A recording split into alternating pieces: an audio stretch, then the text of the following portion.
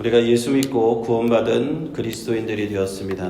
이제는 변화된 삶을 살아야 되는데 12장부터 쭉 이렇게 하나하나 사도 바울은 가르침을 주고 있습니다. 먼저는 교회 안에서의 그 생활에 대해서 얘기했고, 그 다음에는 교회 바깥의 생활에 대해서 얘기했습니다. 바깥에서 핍박을 받더라도 저주하지 말고 오히려 축복해라. 악으로 선을 이기라 말씀하셨고, 이제 13절에 들어와서는 국가와 기독교 그리스도인들과의 관계입니다. 세상 권력자들과 권세 있는 자들의 어떤 관계를 가져야 되느냐. 이게 영역이, 그리스도인의 삶의 영역이 좁은 데서부터 점점 멀어지는 겁니다. 교회 안에 있다가 교회 바깥으로 나가고, 또 우리가 속해 있는 국가의 영역까지 점차 확장되는 것을 보여주는 겁니다.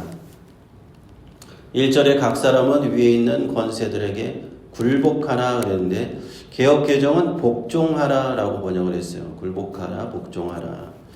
우리가 세상의 통치자들 앞에서 어떠한 자세를 가져야 되느냐. 로마서를 읽는 이 당사자들도요, 로마 교회 성도들도 로마 제국의 통치를 받고 있었습니다. 로마 제국은 어떤 면에 있어서는 강력한 국가이기도 하지만 굉장히 가혹한 국가예요. 그래서 잘못 국가에게 대항을 했다가는 큰일 납니다. 국가에게 요즘같이 민주국가가 아닙니다. 독재국가고 황제가 다스리는 국가예요. 그래서 한번 권력자들에게 잘못 보였다가는 큰일이 날 수가 있는 그런 사회예요. 그런데 그 당시에도 예수 믿는 사람들 가운데 좀 너무 극단적으로 생각하는 사람들이 있었다는 거죠. 국가에 대해서 우리는 더 이상 순종할 필요가 없어. 복종할 필요가 없어. 우리는 하나님만 순종하면 돼. 하나님 나라에만 순종하면 되고 예수님 말씀에만 순종하면 되니까 우리는 황제는 신경도 쓰지 않을 거야 라면서 극단적으로 국가에 대해서 반감을 가지는 사람들이 있었단 말입니다. 그런데 사도 바울은 분명히 얘기를 하는 겁니다. 거기에 대해서 잘못된 극단적인 마음을 갖지 말고 우리가 그리스도인으로서 하나님의 나라를 바라보고 살지만 이 땅에 사는 동안에는 어쩔 수 없이 이 세상의 국가 아래서 권력자들, 세상의 권력자 아래서 살 수밖에 없다는 겁니다. 지금 미국에 살고 있기 때문에 우리는 미국 대통령 산하에, 미국 정부에, 또 유타주에 있는 유타 정부의 이 권세 아래서 살고 있습니다. 그래서 이 권세 바깥으로 우리가 저항하면서 살 수가 없는 거예요. 그런 상황에서 사도 바울은 뭐라고 합니까? 이 권세가 하나님께로 나지 않음이 없다라고 말합니다. 로마 시대의 최고의 권력자 황제로부터 인해 시작해서 그 모든 하급 관료들의 권력, 그리고 지금 우리가 살고 있는 미국 땅 또는 한국에 살고 있는 한국 땅의 한국 사람들 다 그 권력, 어떤 권력 아래에 있습니다. 근데 그 권력이 하나님이 허락하신 권력이라는 거예요. 그래서 모든 권세가 하나님이 정하신 바다라고 말씀하므로 2절에 그 권세를 거스르라는 것입니까? 거스르지 말라는 겁니까? 그 권세를 거스르지 말라는 겁니다.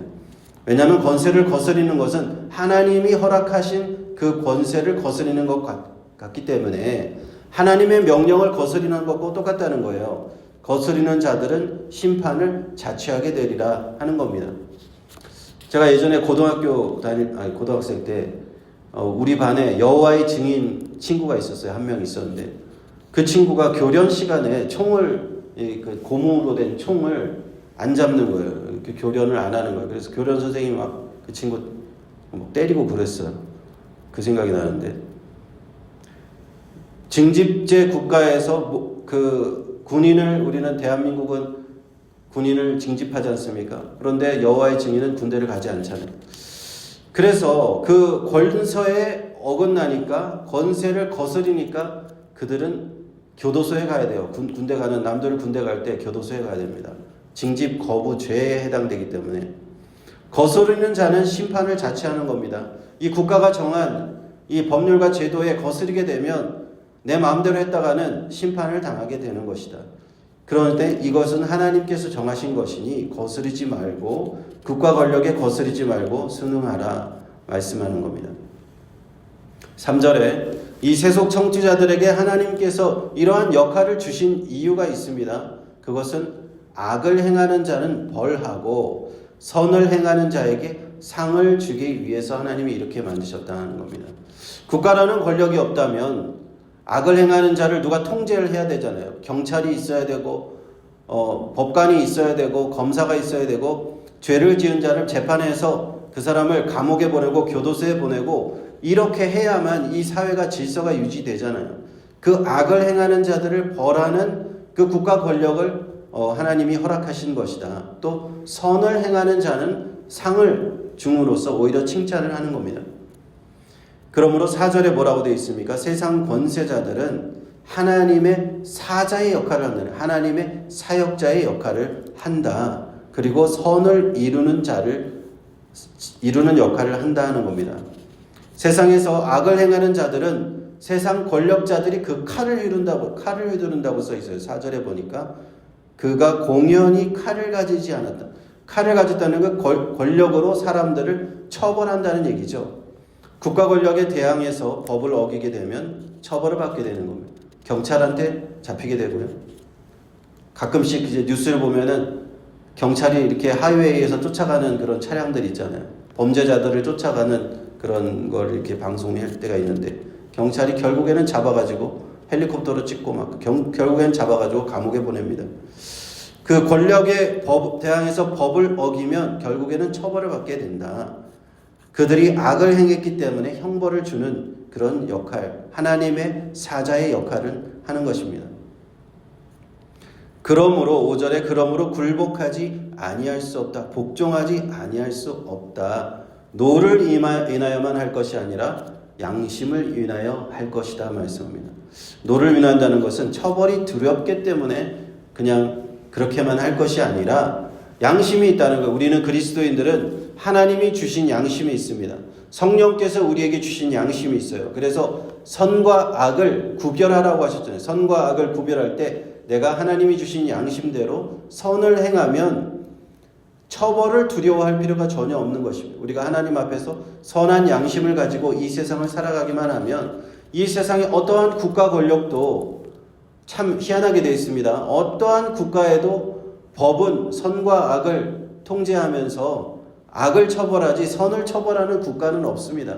남에게 착한 일을 했다고 처벌하는 국가는 없어요. 어려운 사람을 도와줬다고 해서 감옥에 보내는 국가는 없습니다. 항상 악을 행하면 처벌하지요. 우리가 믿음으로 선을 행하면은 국가의 권력을 두려워할 필요가 전혀 없다 하는 겁니다. 6절에 너희가 공세를 바치는 것도 이를 인함이다. 우리가 국가의 시민이 되어서 세금을 바쳐야 됩니다.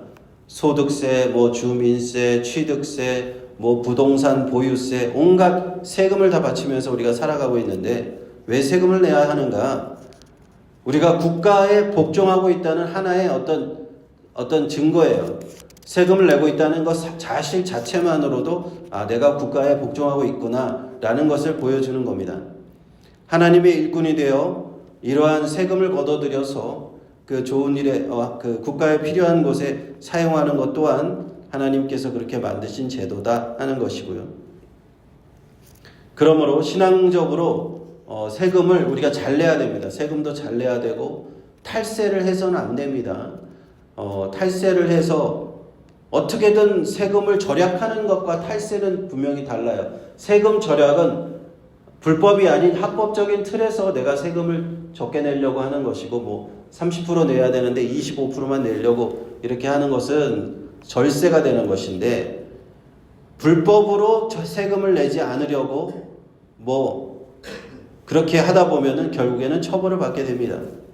얼마 전에 그런 기사가 떴던 것 같은데 그렇게 해서는 안 된다. 그리스도인들은 7절에 모든 자에게 줄 것을 주되 공세를 받을 자에게 공세를 바치고 국세를 받을 자에게 국세를 바치고 간접세도 내야 되고 직접세도 내야 되고 이런 의미입니다. 우리에게 예수님께서 이미 말씀하셨어요.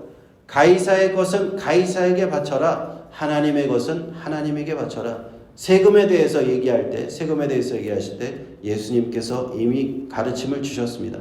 우리가 국가의 권력 또한 이 정부의 권력 또한 하나님께로부터 나왔음을 우리가 믿음으로 알고 두려워할 자들은 두려워하고 존경할 자들을 존경해라. 그래서 혹시 잘못 생각해서 극단적으로 나는 하나님만 복종하겠다 그러면서 세상 권력자들에게 저항하려는 그런 모습들, 그런 것은 옳지 않다라는 것을 사도 바울은 얘기해 주는 겁니다. 우리가 그리스도 안에서 양심을 가지고 살아간다면요, 선을 행할 것입니다. 하나님이 기뻐하시는 일을 하다 보면 권력자들을 두려워할 필요가 없습니다. 우리가 하나님 안에서 똑바로 살아가는 사람은 세상의 법이 뭐든지 간에 신경 쓸 필요조차 없어요. 세상의 법조문이 수천 수만 가지가 있더라도 내가 내 양심대로 선을 행하는데 법을 어길 일이 없습니다. 내가 그래서 세금을 내는 것도 그렇고 국가의 권력에 내가 거리낌 없이 자유롭게 살아갈 수 있는 것입니다.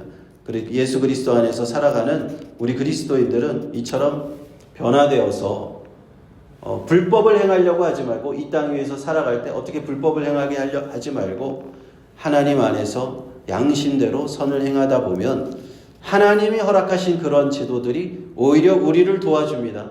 세상의 권력자들이 우리를 도와줍니다.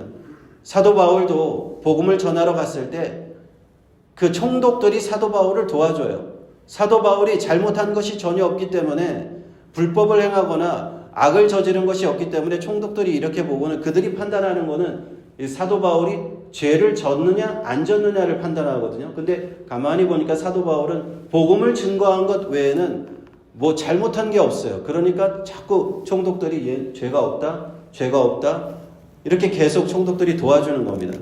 그 사도 바울의 그 사도행전의 그 모습을 보면 결국에는 하나님께서 그 권력자들을 통해서 도움받아서 로마까지 도착하게 하는 그런 것을 보게 됩니다. 우리가 세상을 살아갈 때 그리스도인들은 세상 권력과 이러한 관계 속에 있다 하는 것을 꼭 기억하시고 살아가시기를 주님의 이름으로 축원합니다.